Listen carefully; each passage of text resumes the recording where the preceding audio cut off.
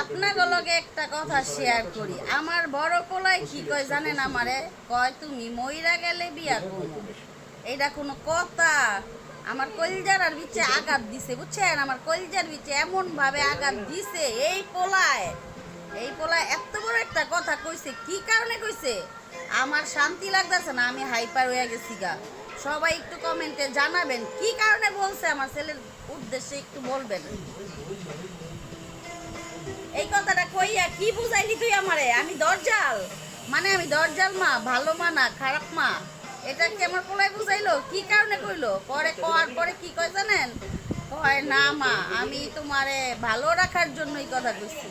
আমারে বলে ভালো রাখার লাইগা। আমি ভালো থাকতে চাই না, বউর লগে ঝগড়া করবো, মারামারি করবো, কাটাকাটি করবো, এক লগেই থাকবো। কি কন আপনারা? ঝগড়া ঝামেলা সব কিছু কইরা একসাথে থাকবো, বউ শাশুড়ি।